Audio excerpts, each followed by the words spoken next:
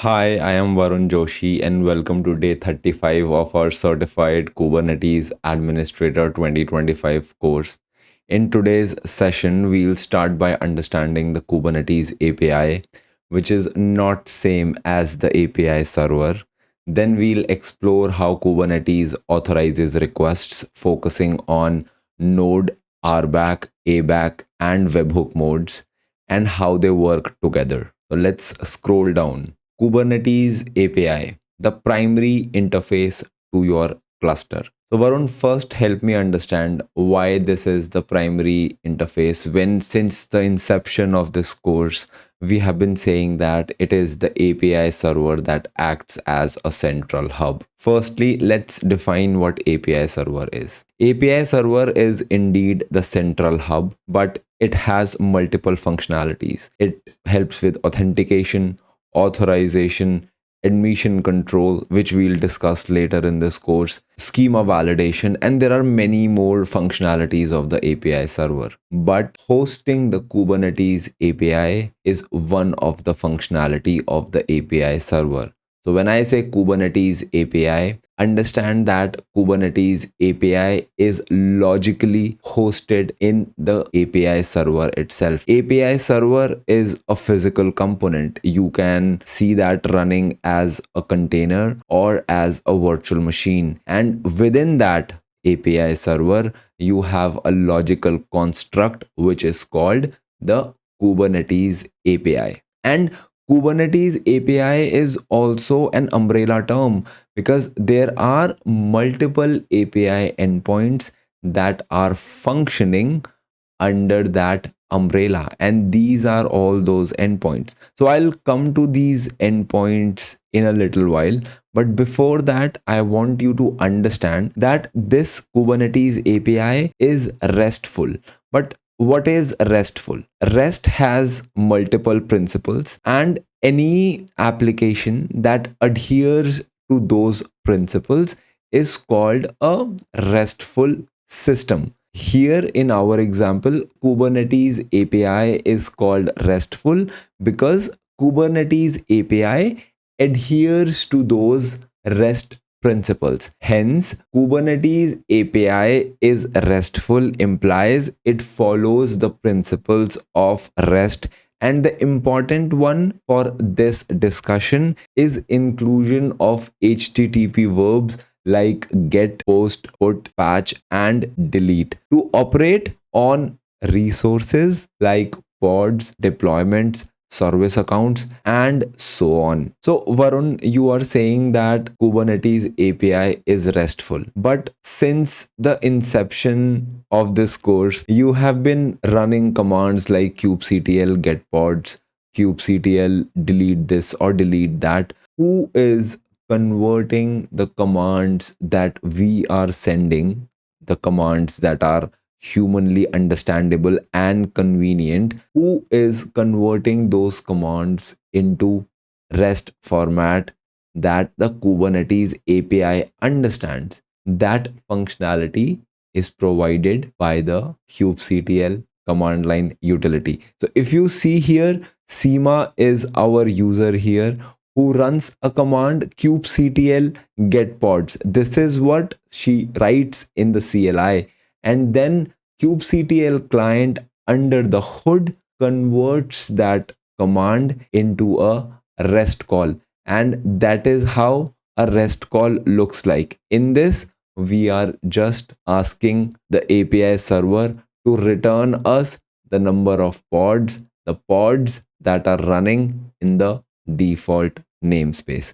And once the API server receives this request, it will send it to the correct API endpoint. API server comes first because API server is the one that is performing the authentication and authorization. Once that part is done, it moves to the next step, and in the next step it will send the request to the appropriate API who can handle this request, and that appropriate API comes under the Kubernetes API, because Kubernetes API, as we just discussed, is an umbrella term and there are multiple API endpoints that live happily under that umbrella. So let's move to the right again and discuss what are these endpoints. The Kubernetes API sits at the top, and then we have multiple endpoints. First endpoint is the version endpoint, and this version endpoint is dealing with the version of the API server itself. So if you hit this API, you will get to know the version of the API server. Then these three endpoints, they cater to the health of the API server. So if you hit any of these endpoints, they should be returning okay, and when they return okay, it implies that our API server is healthy. I want to address one more point. Why do they have a funky Z at the last? So I searched for it, and what I understand is they might be coming up with a resource that has a name health, live, or ready. Hence, they did not want people to get confused. So what you see here ends with a funky spelling for a reason. Then we have two endpoints here, slash API and slash APIs. And these two endpoints are the ones that deal with the resources that we have been playing with since the inception of this course. So if I go to my CLI and I run kubectl API resources, which is, by the way, my favorite command, and if I press enter, you see there are multiple resources here. These resources are also at times called objects. There are multiple resources here, and whenever you play with any of these resources, be it deployments, daemon set, jobs, cron jobs, role bindings, and so on, you are dealing with these two APIs. So these two APIs sits in front of your resources. So if you want to access any of your resources or create resources, you go via these two API endpoints. Slash metrics is the endpoint that returns the metrics associated with the API server in Prometheus format. And Prometheus format is widely understood by most of the monitoring tools like Datadog, Sysdig, New Relic, Thanos, and so on. And of course, Prometheus. And then there is a slash logs endpoint. Before I start with this is not a standard API endpoint, but I see slash logs mentioned in a lot of informal discussions, but officially this is not an API endpoint. But what is it doing? Do not confuse this with an endpoint which gets active when you are running kubectl logs, because when you run kubectl logs, it is something in the kubelet that gets triggered. This / logs will give you the logs of the API server, and that too only when certain flags are enabled. So I hope you have a good understanding of all these endpoints, but I have a color coding here.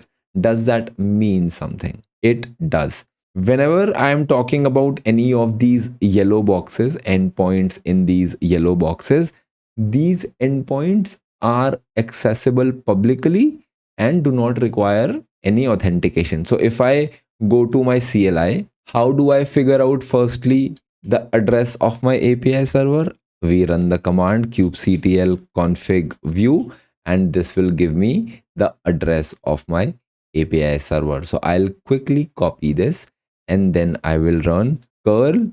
I'll enter the address of my API server along with the port number it listens on. Then I will add a / here, and I will write version, and I'll press enter.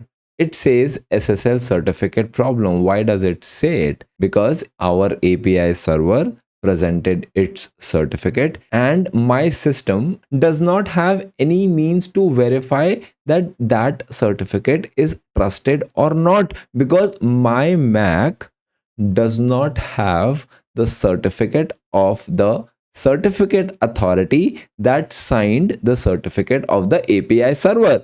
And if you have any confusions in understanding this statement, then I would refer you to the TLS part of this course. To avoid this, what we can do is we can add a -k flag, which will skip that part. So I'll press enter and you see the major version is 1, the minor version is 3.1, and hence the version of my API server is 1.31.4. If I run kubectl get nodes, what you see here is we are running this version itself. I hope this part is clear. And similarly, I can run the same command for rest of the endpoints as well. If I run ready with a Z, it returns OK.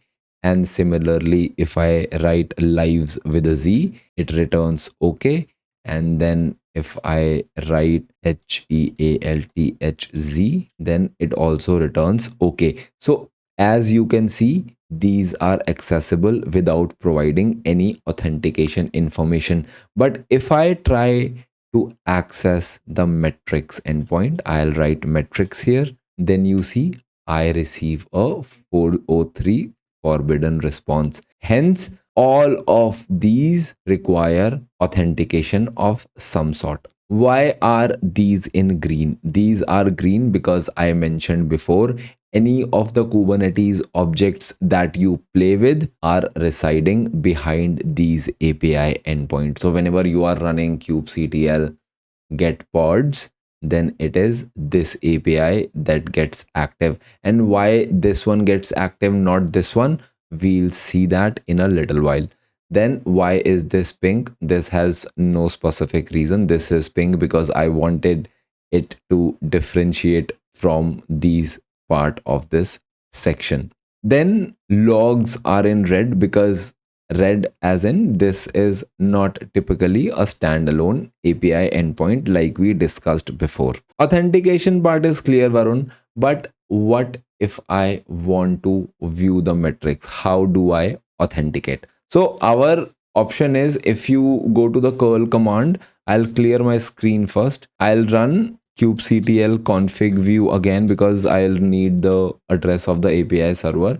I will copy that address. And then what I can do is, if I write curl -k along with this and then I add a metrics here, this will return a forbidden error. But is there a way via which I can supply authentication information? Surely there is. So if I run curl --help all, then you see there are multiple help parameters. So if I grep for, let's say, certificate, and if I now run this command, it will tell me all the associated flags that I can use to provide my certificate details. And surely if I dissect my kubeconfig file, I can fetch all this information and then I can authenticate and I can get what all metrics is the API server sending. I can see all those metrics in a Prometheus format like we just discussed. But I do not want to go to the hassle of providing certificate information. Is there any other way? Yes, there is. So if I run kubectl proxy, what this command will do is this starts a local HTTP proxy server. And I said HTTP proxy server. So whatever commands I want to send here, I can send, but they will adhere to HTTP format. But Varun, isn't HTTP insecure? It is, yes. But understand, I am only sending the commands in HTTP format to kubeproxy. But when kubeproxy in turn communicates with the API server, it uses secure HTTP, which is HTTPS. One more thing I want to add here. kubectl proxy is not same as kubeproxy. Kubeproxy is a data plane component that runs as a daemon set, and it is responsible for directing the traffic. It is responsible for service to pod networking, whereas kubectl proxy runs a local HTTP server. These points are clear, Varun. But how is kubeproxy authenticating? Understand that when I am using curl has no means to look at my kubeconfig file, and kubeconfig file, as we have understood from our past lectures, is the one that holds my authentication information. When I'm starting a local HTTP proxy using kubectl proxy under the hood uses my kubeconfig file to provide the authentication information when it is interacting with the API server. So now that we have gotten the basics right, let's open another terminal window because this one has the proxy running, and then try to fetch the information that requires authentication. So I'll quickly go at the top. I want to copy the address of the API server, and understand one thing, we'll have to remove this S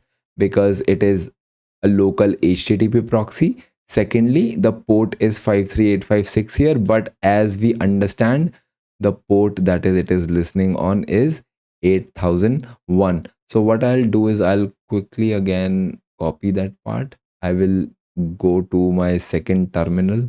I'll clear my screen here. I'll zoom this in, and then let's run that command. So what I'll do is I'll write curl, and then I will write that command here. Oh my god, have I done? Hold on, let's press Control C. I will write curl, and then let me copy that from here. It is this one, and instead of this port number we'll use 8001, and instead of HTTPS I'll just use HTTP, and the endpoint that I want to access is, let's say, metrics. And once I press enter, tada, you see all the metrics in Prometheus format here. Even if I run logs, if these are enabled, I should see something.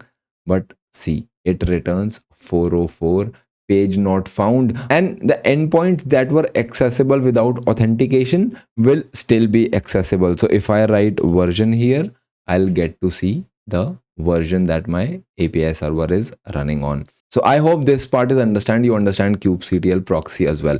Let's see what I want to discuss next. So if I go here, the last point is Kubernetes organizes its API using API groups. So let's scroll down a little, and here we are talking about API groups, and API groups are divided into two. There is a core group, and what is the core group? Core group is /API, and then there is a named group which is /APIS. Let's understand what do they mean. Firstly, when Kubernetes was initially started, it was only the core group that existed. And as and when Kubernetes evolved with time, then named group were introduced. So understand the core group was there since the beginning itself. Hence, you will see there are nuances in how the resources available in core group are represented and how the resources that are part of the named group are represented. So if I go here, the first point says served at /API. This part we understand, and then you have the version. And if I contrast this with named groups, you see here served at /APIS, which is understood because this is part of the name group. And then you have the group name. Here you do not have the group name. And this brings me back to the point I said at the very beginning. Previously, Kubernetes thought we'll only have one group, that is the core group. And since it is a core group, we do not have to mention the name of the core group in the serving part because they thought we'll only have one group. But in here, when they introduced named groups, they thought let's also add this group part here so that there is easy distinction. So you have APIs, group, and then the version, and we'll see what these are. But first, let's move to the second point. Includes foundational objects like pods, services, PVCs, PVs, RCs, etc.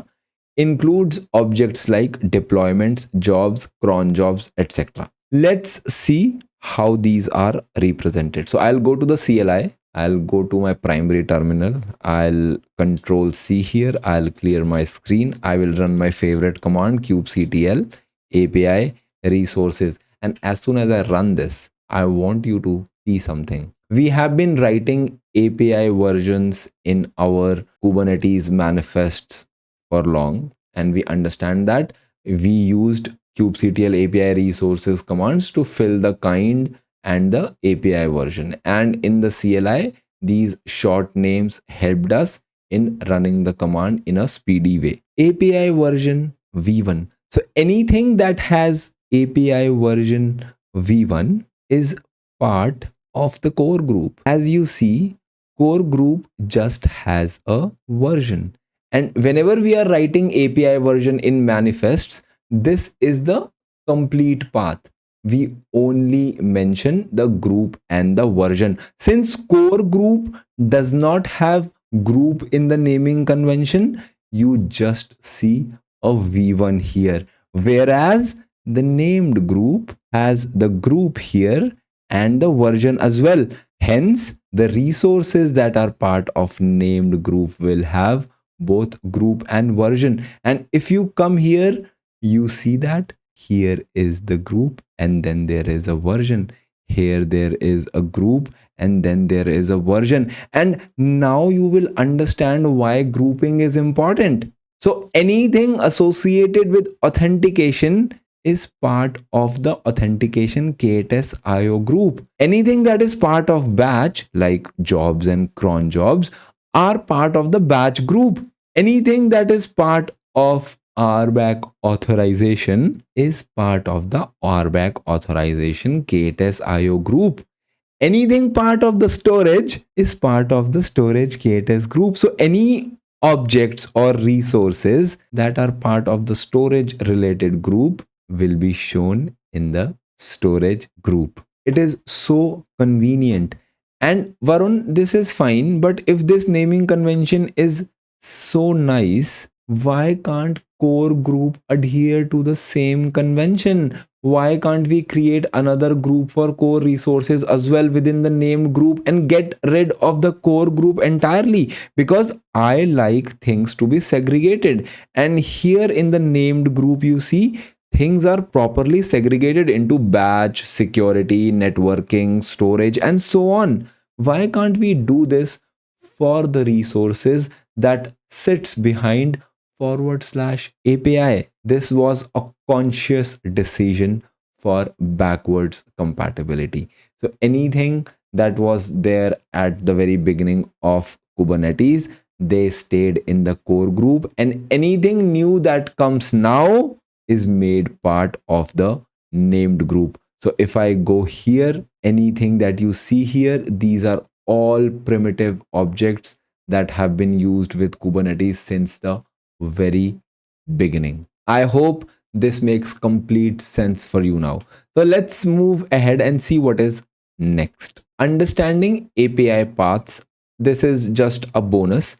So syntax is root, group, version, namespaces, namespace, resource type, name. Example, as we know, pods are part of API, that is API/v1. Hence, we are using just v1 here. There is no group name, there is root. The syntax is first comes the root is /API, then comes the group.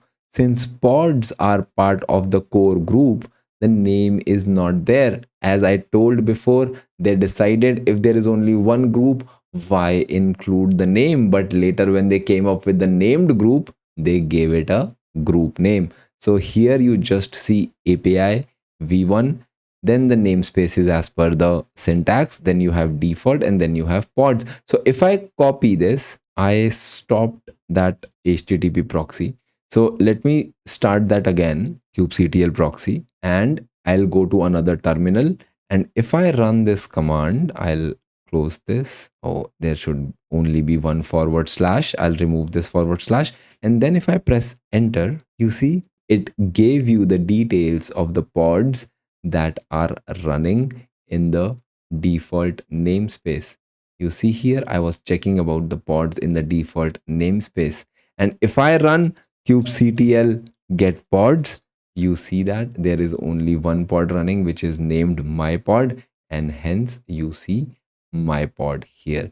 I'll stop the kubectl proxy. I'll clear my screen. I'll go back to my diagrams, and similarly, you can see this for deployments. We are also giving a namespace for the deployment, and then you see the rest of the syntax. Here we also have the group name because deployments, and here we are talking about cluster roles. All of these are part of the named group, and here are their respective named group names. Here it is apps, and here it is RBAC authorization KTS IO. Okay, let's see what I want to discuss next. Authorization in Kubernetes. Authentication verifies who you are. We understand that. And authorization determines what you are allowed to do.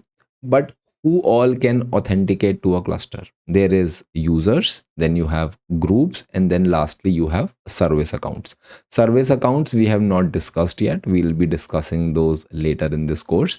Then you have authorization, which will tell once the user has authenticated what all things that user can do. For example, if someone has the create pods permission, that someone can create pods in your cluster, not any other resources. Hence, authorization determines what you are allowed to do. Now, there are various authorization modes, and I want to take some time to discuss each one of them. And this is important from exam perspective and also important from real world scenarios perspective. So let's talk about RBAC first. And before I start with RBAC, the next lecture will be a deep dive on RBAC.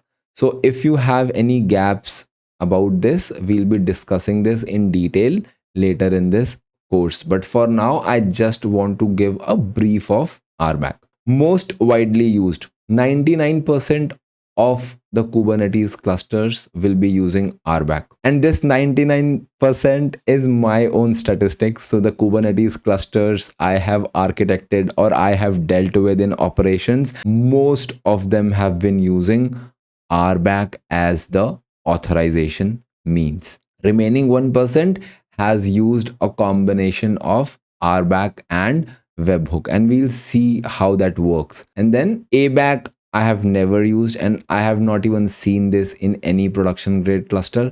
Then there is Node. Node is also always used, and Node is used by the kubelet. We'll see this in a little while. Then there is AlwaysAllow and AlwaysDeny. This can be used in a lockdown or a testing scenario, and we'll also understand how this works.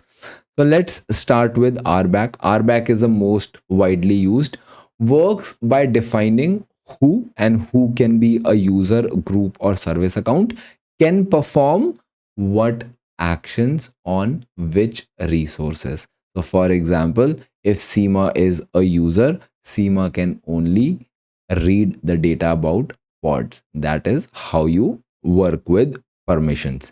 Key concepts. Now, before I talk about this concept, I quickly want to show you one thing. If I go to the terminal and I run my favorite command, kubectl API resources, I see this huge output. And there is something called namespaced here. There are objects that have false here, and there are objects that have true here. When we say that namespaced is true, that implies that that object is restricted to a specific namespace. For example, when I see pods, they are restricted to a namespace. So if we are creating pods, by default, they get created in the default namespace. And if you specify a different namespace, then that pod can reside on that namespace. And that holds true for any resource that has true here. So those resources are namespace specific. Then there are resources that are cluster wide. So first there are namespaced, then there are cluster wide. So what are cluster wide resources? For example, if I talk about nodes, nodes do not belong to a namespace. They are cluster wide. Hence, if you see nodes here, they are namespaced is false. Hence, they are cluster wide. Similarly, persistent volumes are cluster wide. However, persistent volume claims are namespaced. So I hope you understand this distinction. Now that you understand this, let's move to our RBAC section. Key concepts. Role, these are used to give permissions in a specific namespace. Role bindings are the ones that binds a role or a cluster role to a user, group, or a service account. And we will dissect this statement in our next lecture. Then there are cluster role and cluster role bindings. I have forgotten to add a role here. Cluster role is, as the name suggests, is applies cluster wide, and cluster role bindings will bind your cluster role with a user, group, or a service account. Now there is a lot of confusion amongst students that cluster role cannot be used for resources that are namespaced. For example, you cannot use a cluster role for a deployment because deployments are namespace specific, but that's not true. So if you create, let's say, a cluster role that has deployments in it, then the user that is associated with that cluster role will have access to deployments in all the namespaces. So if there is a namespaced resource like pod and I want my user to have access to pods in all the namespaces, then for that scenario I will create a cluster role, not just a role, because I know role will give access to a specific namespace, to the pods in a specific namespace, whereas cluster roles, if I give permissions to a user to create pods or to read pods using a cluster role, then that user can access the pod data across namespaces. So understand this distinction, and we'll see this in a demo in the next lecture. And I quickly want to go through with this file as well, because this is the file because of which I have fit Kubernetes API in this lecture. So if you see, first we have the role YAML. It's a short YAML. The kind is role. The API version, like we know, this is the group, and then there is v1. The kind is role. The metadata is name. We are calling this role a pod reader role. Then there is a namespace. Namespace is default. If I would not have mentioned this, then it would have automatically created this role in the default namespace. Then these are the rules. Rules is a plural. Hence, you can have multiple rules inside a role. Here, we only have one rule. Firstly, let's see what are the resources. Since we are dealing with pods in this role or in this rule, hence the API group is blank, because we know pods fall in V1, that is the core group, and core group does not have a name. Hence, you see the API group here is blank. If we were dealing with deployments here, then you would have seen apps written here, because if I go to my terminal and I check deployments here, here are the deployments. You see deployments belong to apps group. Hence, I would have written apps here if I were dealing with deployments here. The verbs get, watch, list, and we'll see what these verbs mean in the next lecture. Then here is a role binding. Role binding is something that will bind this role to a user, group, or a service account. And the thing that I want you to concentrate on is the subjects. This role is for a user, and that user's name is Seema, and the API group is rbac.authorization.ktest.io. Now I want to make a distinction here. If this were a service account, this the kind is user here. If this were a service account, then the API group would have been blank, because if I talk about service accounts, they are part of the core group, and we understand that core group does not have a name specified in the nomenclature that we just saw. Hence, when we talk about service accounts, the API group part will be blank for them. and then there is a role reference, which role I am referring to in this role binding.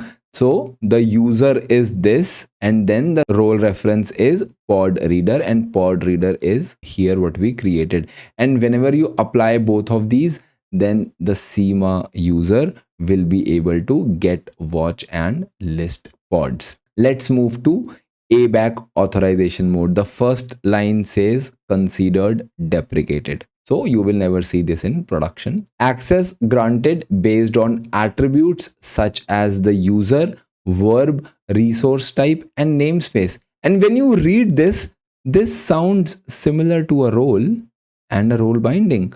You have a user here, and we defined a user here in the role binding. Then you have a verb here. We defined the verb here. Verbs are just actions that user wants to perform. It could be delete, create, get, watch, list, etc. And we'll see them in the next lecture. But for now, you are defining a verbs as well. Then you have the resource type, and we are defining the resource type as well. Here the resource type is pods. Then there is namespace, and we are also defining a namespace here. This is quite similar to RBAC, but ABAC does not offer any resources, as in you cannot have objects like role or role bindings. Instead, what you do is you create a static file, and every time you add a user or you do any modifications in this static file, you will have to restart the API server, because the API server must know the latest data that is present in the static JSON file. Hence, this is not optimal. If you see here, here is the JSON file, and we are defining the same things like we defined in role and role bindings in this JSON file.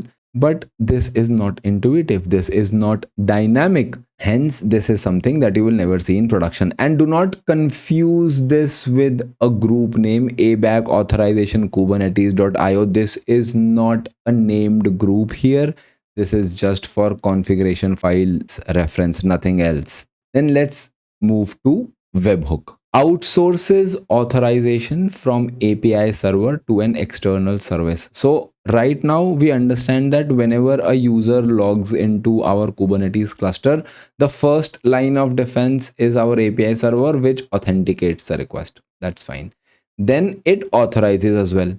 But here what we are saying is API server will not be authorizing the request now. It is webhook that will be authorizing the request. And you can have different webhooks from OPA. OPA is Open Policy Agent, and this one works under the CNCF Foundation. And then you have Gatekeeper as an option. Gatekeeper is an extension of OPA, but with Gatekeeper, you also have custom resource definitions, which are CRDs. And we'll see what CRDs are later in this course. Then external service decides whether to allow or deny. So whenever someone tries to perform a certain action, then it is the webhook that will decide whether it is allowed or not. Configured via a webhook config file, and that config file is dynamic in nature. Here we were restarting the API server for the changes to take effect, the changes that we defined in the static JSON file. But in here, the changes are also dynamic, typically used in large security conscious environments. If you have gotten an opportunity to work with a banking client or a healthcare client that uses Kubernetes as their container orchestrator, then you would see that webhook will be used there. And then there is a combination of RBAC plus webhooks. We use a combination of both RBAC and webhooks. And at the last part of this lecture, I have a section where I walk you through a scenario where this kind of combination will be useful. But Varun, up until now, whatever you have said, it seems similar to what we discussed in RBAC. Then what extra is webhook providing? See, firstly, it offloads your RBAC in some way. But again, I am not interested in that part, because in production, you would usually see a combination of RBAC plus webhooks being used. What is the second use case with webhooks?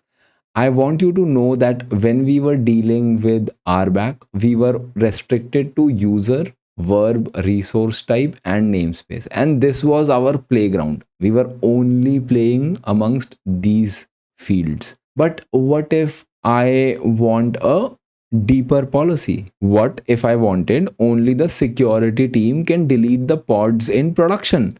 What if I wanted developer can only scale deployments within 2.5 replicas? Or what if I wanted CI/CD pipelines can only deploy images signed by our internal registry? I cannot do these things with RBAC. RBAC is plain role based access control. But if I want different policies to be implemented, like only allow this if this image comes from that registry, if I have conditions, then you use webhook as well along with RBAC. Let's move on to node now. Node authorizer, I should write authorizer here as well. Node authorizer is there by default. You do not have to configure this. The ones we discussed right now, RBAC, ABAC, and webhook, this requires configuration from your end, and even always allow and deny will require configuration from your end. But node authorizer works by default. We saw in our previous lectures, whenever kubelet or whenever you join a node to a cluster, there is two things that happen. First is authentication, and that authentication can take place via a bootstrap token or a client certificate, and then your node successfully joins the cluster. The second part is authorization. How do I ensure the kubelet that is part of worker node 1 can only request the information for pods that are scheduled in worker node 1? Because we know that kubelet is the one that fetches the pod information, forwards that information to the container runtime, and tells the container runtime to run the containers with the set specifications. How can kubelet access that data? Kubelet is authorized to access that data because node authorizer is there, ensuring that the designated kubelet for worker node 1 can read the data about pods that are to be scheduled in worker node 1, and so on for rest of the nodes. Second point is always enabled in practical clusters to let kubelets function, which is understood. Does not require manual roles or bindings. Logic is built into the API server. This is the first point that we discussed. The last one I want to discuss is always allow and always deny. As the name implies, if you apply always allow, then no matter who is accessing your cluster, once they are authenticated, they can do anything. So you do not want this, because whenever you are setting up a cluster, you're already an administrator, okay, and then you can do whatever you want to do. But in certain corner cases, when you have a large team and all of them wants to do some testing or something of that sort, then you can use always allow. I have never seen this being used. Always deny, on the other hand, you could see that, but that's also rare. When there is a complete lockdown, let's say there is a malicious virus in your system and you do not want any external users or anyone to access your Kubernetes cluster, then you can use always deny, and then no one will be allowed to perform any actions on your cluster. But Varun, if I enable always deny, how do I change this? Because everyone will be logged out. Then how can I perform the actions? I'll let you search this for yourself. See how you can disable the always deny once it is enabled. Let me know in the comment section if you have an answer for that. Okay, now that we have discussed these authorization modes, I want to take some time and show you how these look in the CLI. Authorization happens in the API server. We know that. Second is where to find the API server configuration. Any clusters that are created using kubeadm, they use static pods to run your control plane components. So in our scenario, since we are using kind under the hood uses kubeadm, and kubeadm under the hood uses static pods to run your control plane component. So if I go here to my terminal, clear my screen, run docker ps, I know this is my control plane node which is running as a container. So if I copy this name and I then write docker exec hyphen it, and then I paste the name of the control plane node, and I want the born again shell, so I'll write bash, I'll hit enter, and here I am in the control plane node, and control plane node holds the details about the static pod. So if I do cd etc kubernetes manifests, then I can go inside this directory, and if I hit ls, you see here is the configuration of the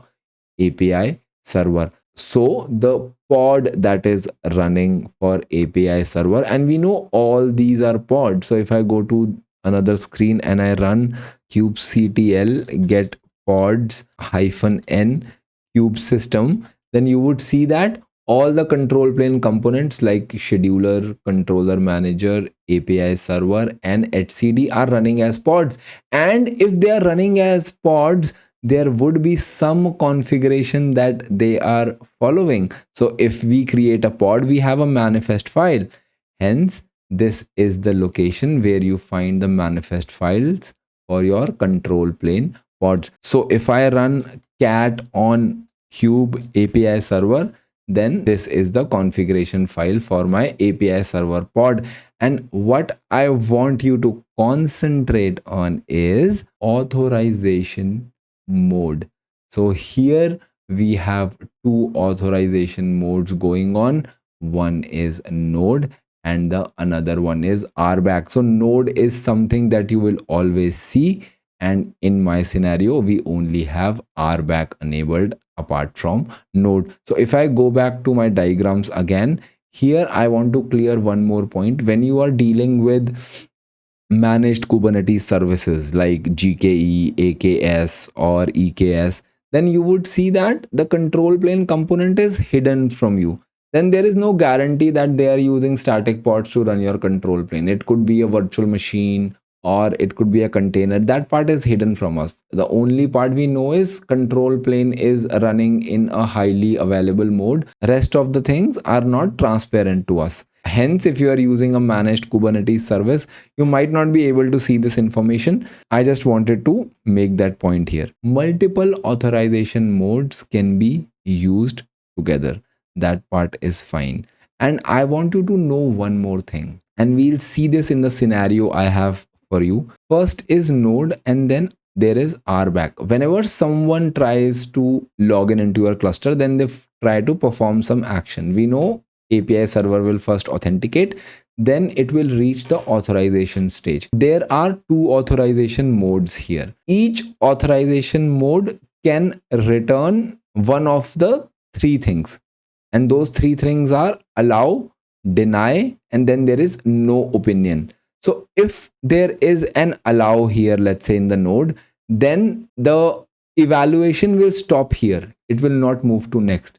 If node, let's say, denies something, then also the evaluation will stop right here and the next authorization mode will not be consulted. But if node says no opinion, then it will move to the next authorization mode. So let's see what will happen when Seema tries to log in. When Seema tries to log in, the API server will authenticate, then it will move to the authorization stage. It will first come to node. Node will say no opinion because we know node authorizer is used only by kubelets.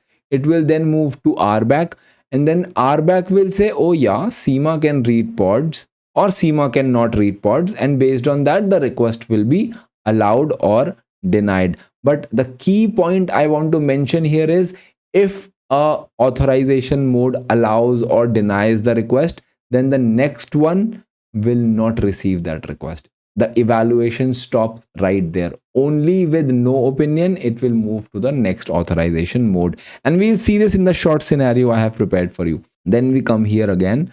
How to change authorization mode? It is pretty simple. I edit this file, and if I have webhooks, I can just quickly add webhooks at the last, and it will also adhere to webhook authorization once I do that. Then next is special authorization modes, always allow and always deny. And to activate this, you remove all of these from here and write always allow or always deny. And once you save this file, this pod will automatically be restarted. So I hope these things are clear, and authorization mode can be configured using this flag, and we have seen this here. This is the authorization mode flag. What you can also do is, if you are using ABAC, as I said, you have a static JSON file there. Hence, you can use this to supply your static JSON file. You add this configuration parameter right beneath it or anywhere in this configuration. And if you are using webhook, then you can also supply the webhook config file and then here you state the path of that file. This is pretty simple, but the typical part is how to configure the webhook file. So if you advance with your Kubernetes study, and if you get an opportunity where your production grade implementation of Kubernetes is using webhook, then you can maybe learn how to configure OPA and gatekeeper and all these things. It's very interesting. I've configured it for 2-3 clusters and it tests you, okay? Because understanding these things is one thing, but then when you try to implement it, you have to see so many things, and then this becomes a little complex. There are tools available which can help you configure this in a proper way, but to be working with those tools, you first must understand the foundational things. I would recommend, if you have time in your hands, go and look at OPA or gatekeeper. Okay, then now that we have a good understanding of authorization modes and how to configure these, let's move on to the scenario that I want to discuss that with. And these scenarios will help you understand when to use RBAC, when to use webhook, or when to use a combination of them. So we have two requirements. First is we want to grant permissions, and those permissions are to create pods. Second is a policy, and the policy is the user can create pods only if images come from registry.pinkcompany.com. Now you have two ways to achieve it. Option one is just a webhook. Now this part is interesting. So if you get rid of RBAC, you can also just use webhook to configure both permissions and policies. It's an interesting way to look at things. But in production implementations, you will not see just webhook being used alone. It is usually that you use a combination of webhook and RBAC. So what is happening here is, when CMA runs kubectl apply-f pod.yaml, the API server authenticates CMA, and let's say the authentication completes, and first is always the node authorizer, like I told you before. And in this example, let me remove RBAC, and then the first is node, and then there is webhook. So first the authorizing mode is node. Node will say no opinion, because only then the request will move to the next authorization mode, and next authorization mode is webhook, and we are using an OPA agent. OPA agent here can allow or deny the request. In our scenario, it allows the creation of pod, because first CMA had permissions, second the pod that CMA was trying to spin was fetching the image from registry.pinkcompany.com. Hence the OPA agent allowed this. So understand here, both permissions and policies are taken care by the OPA agent itself, and the authorization mode configuration will look something like this in this scenario, and the authorization mode field will look something like this in this scenario. Then the option 2 is a combination of webhook and RBAC. I want you to understand one thing very clearly. If a authorization mode allows or denies something, it will not move to the next authorization mode. So this is, understanding this is of paramount importance. It will move to the next mode only when no opinion is supplied. So let's say CMA now tries to run kubectl apply-f pod.yaml, API server authenticates, then it moves to the first authorization mode, and these are executed in sequence, evaluated in sequence. First is node will say no opinion because we know node is used by kubelets. Then second is webhook will see whether the image comes from the registry that is allowed or not, and once it sees it is coming from authorized registry, it will say no opinion. It will not say allow, because if it says allow, then it will not move to the next step and it will stop right here, and SEMA will not be authorized, because we know that once something allows or denies, then request won't move to the next authorization mode. So if OPA returns no opinion, then the request moves to RBAC. Now let's say if the pod was not using an image from this registry.pingcompany.com, then OPA would have denied this request and the evaluation would have stopped right here. Request wouldn't have gone to RBAC authorization mode. So it returns no opinion and the request then moves to RBAC, and then RBAC can allow or deny the request. Here RBAC is allowing the request. I hope these two scenarios have given you a good understanding of when to use what kind of authorization mode, and in security conscious environments, like I said before, you could see this being used in a lot of scenarios. So that concludes this lecture. You now understand what is Kubernetes API and what are different authorization modes. Next up, a deep dive into RBAC. If you have any questions, feel free to ask them in the comment section and I will reply. If this helped, do consider liking, sharing, and subscribing. It will mean a lot to me. Thank you very much.